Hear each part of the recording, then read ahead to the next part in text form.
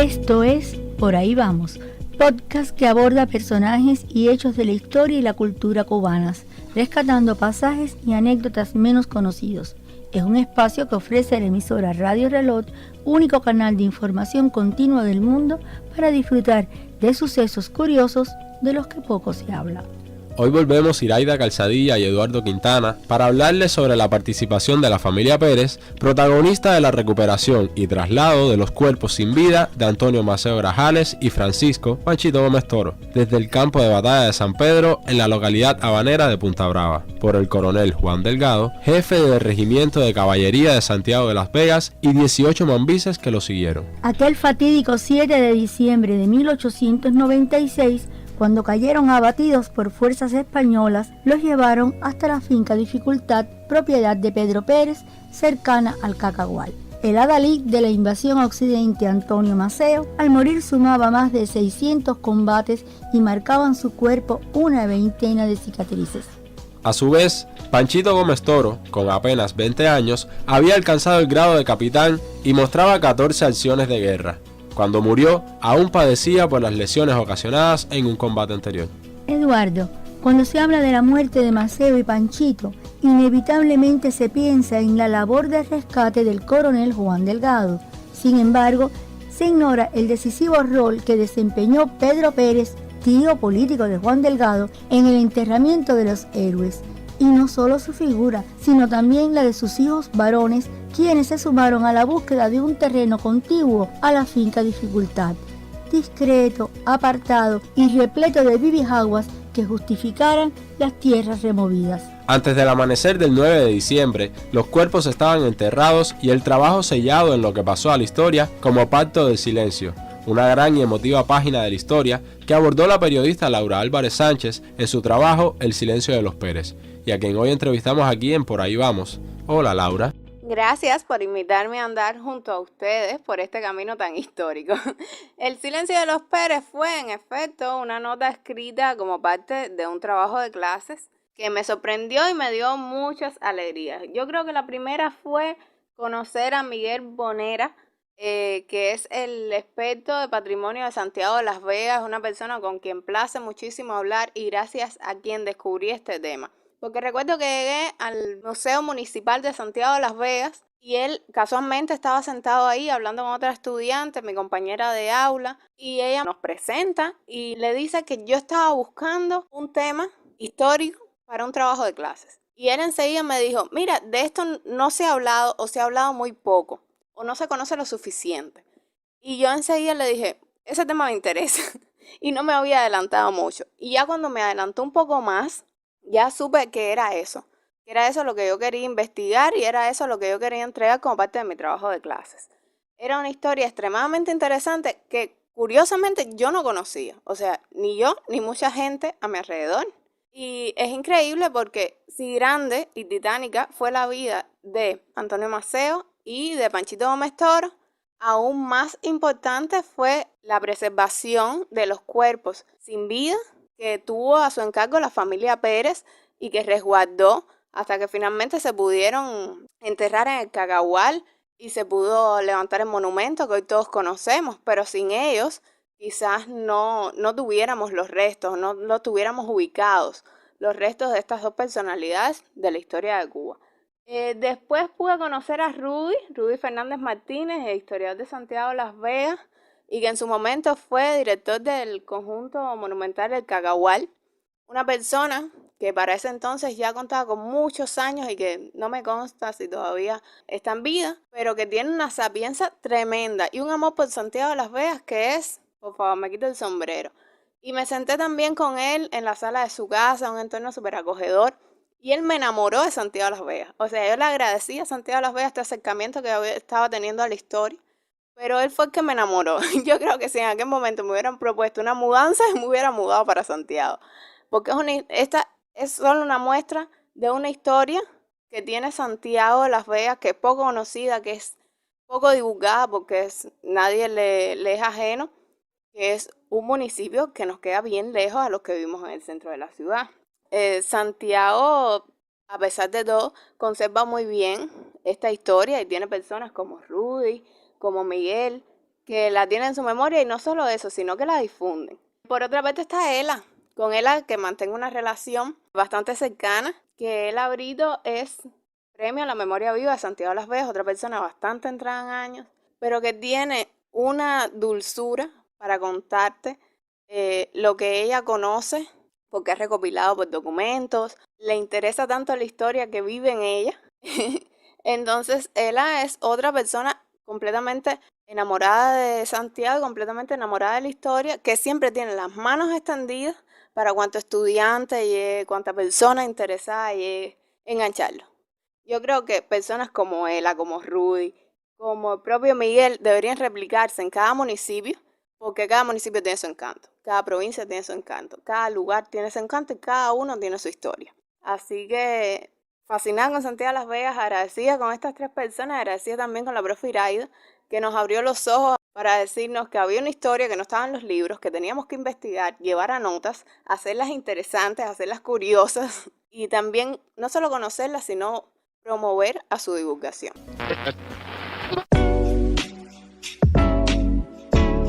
Esto es Por Ahí Vamos. Gracias, Laura. Gracias por estar hoy con nosotros y hablarnos sobre el interesantísimo proceso de construcción de tu información y a todas las puertas que tuviste que acudir. Bueno, Eduardo, muy interesante este proceso que demuestra que en la grandeza de los hombres con decoro tendrán siempre sitial los humildes campesinos Pedro Pérez y sus hijos, quienes enterraron los cuerpos de Maceo y Panchito.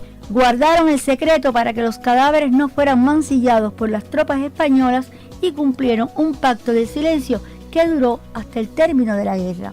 Podemos acercarnos a los detalles de esa acción desde las mismas palabras de Pedro Pérez, quien contaba que le habían tocado a la puerta del bohío como a las 4 de la madrugada, y al reconocer la voz de su sobrino, Juan Delgado, salió a ver qué ocurría. El coronel le traía los cadáveres para que los enterrara y guardara el mayor secreto. Entonces llamó a sus hijos aparte, de manera de no despertar sospechas entre las mujeres. Hay que imaginar ese entorno en medio del monte y en medio de los combates que sucedían entre los mambises y los españoles, pues fueron días de difíciles decisiones para la guerra independentista cubana.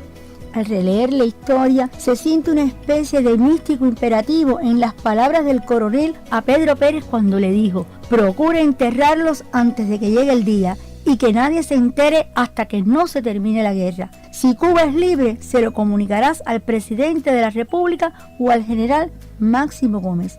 Entre nosotros queda este gran secreto.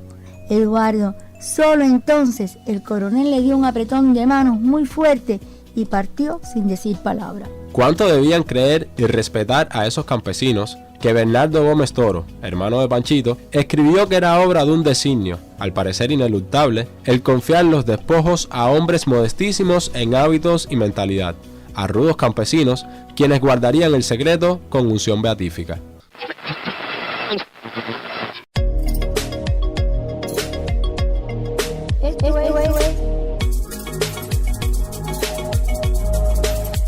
Por ahí vamos.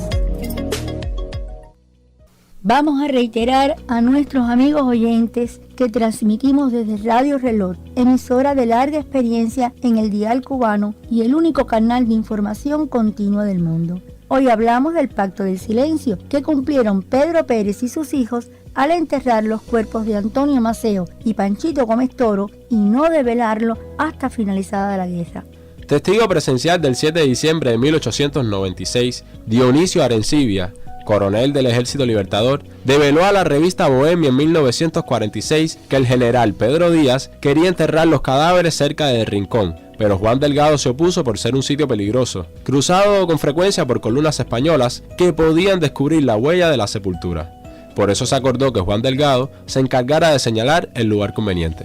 La máster en Ciencias Históricas, periodista e investigadora del Instituto de Historia de Cuba, Ivette Villescusa Padrón, describe en un artículo que en el bohío de Pedro Pérez permanecieron en capilla ardiente bajo la custodia de los generales Pedro Díaz, Lacret Morlot y Salvador Cisneros Betancourt expresidente de la República en armas. En ese texto añade que tiempo después, Máximo Gómez preguntó a Pedro Pérez si estaba seguro de que los restos de Maceo y de su hijo se encontrarían posteriormente en la tumba encubierta de la finca Dificultad. A ello respondió el campesino: sí, mi general, lo juro, y para que no quede duda, le digo desde ahora que coloqué el cuello del joven sobre el brazo derecho de Maceo como sirviéndole de almohada. Y sus palabras se comprobaron cuando, muchos años después, las vértebras cervicales de Panchito aparecieron en cruz sobre el cúbito y el radio del brazo derecho de Maceo. Bueno, Iraida, las dificultades con el transporte no impidieron traer hoy al podcast a la investigadora del Instituto de Historia de Cuba, Ivette Villescusa Padrón, quien accedió a la entrevista gracias a las bondades de las redes. Hola Ivette, compañera de muchas horas en redacciones periodísticas de los diarios Trabajadores y Granma, coberturas de congresos y largas guardias nocturnas. Es un placer compartir en este espacio para que hable sobre qué pasó con los restos de Antonio Maceo y Panchito Gómez Toro una vez terminada la contienda y cómo fue el proceso para llevar sus restos a donde reposan hoy en el Cacahual. Hola Iraida. En realidad, después de Trabajadores y Granma, seguimos vínculos profesionales como cuando me reclutaste para impartir clases en la Facultad de Comunicación. Así es, Ivette. Pero ahora dime, ¿qué pasó con el Pacto del Silencio una vez concluida la guerra?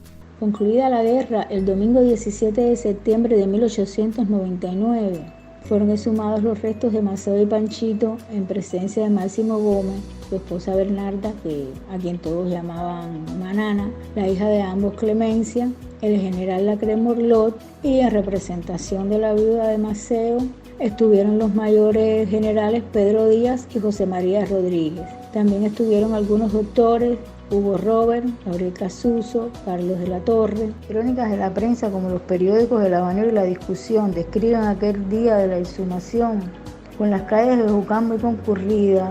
Hablan de banderas cubanas y dominicanas, de fotos de Maceo, Gómez, Martí, Calixto, García. Se refiere a un espectáculo magnífico, así lo llaman. Con la población marchando a pie hacia el Cacahual, muestran la peregrinación de una muchedumbre en silencio sepulcral. Cuando lo lees, te transportas a aquellos momentos y no dejas de emocionarte. En el archivo del Museo Histórico Municipal de Boyero se conservan documentos que han arrojado luz y fotos de los trabajadores que participaron en la exhumación, del bohío de Pedro Pérez donde fueron velados los restos y del propio Pedro Pérez y sus hijos el día de la exhumación. Ivette, ¿y nunca se llegó a divulgar la decisiva acción de los Pérez? Los Pérez recibieron homenajes. El general Gómez y la comisión creada un mes después de la exhumación convocaron un acto en La Habana Vieja para que el pueblo habanero conociera a los humildes campesinos que al enterrar a Maceo y Panchito y guardar celosamente el secreto hicieron tanto bien a la patria. Muchas gracias al investigador Ivette Villescusa Padrón por participar con nosotros en el podcast. Gracias a ella hemos conocido más sobre el Pacto del Silencio, que tuvo como protagonistas al humilde campesino Pedro Pérez y a sus hijos varones. Pero ya estamos despidiéndonos, recordándoles a quienes nos escuchan que hoy estuvimos con ustedes en el podcast Por Ahí Vamos, un espacio que ofrece la emisora Radio Reloj desde su sede en la Rampa Habanera, en el corazón del Vedado, Cuba. Esta historia contó con guión de Iraida Calzadilla Rodríguez, realización de Eduardo Quintana Limonta y asistencia de Ariel González Calzada. Búsquennos 2 veces al mes. Pronto estaremos con ustedes con una nueva propuesta para desempolvar la singularidad de los acontecimientos y rescatar las microhistorias que también conforman el patrimonio cultural de la nación. Aquí, desde la emisora cubana Radio Reloj, Por Ahí Vamos.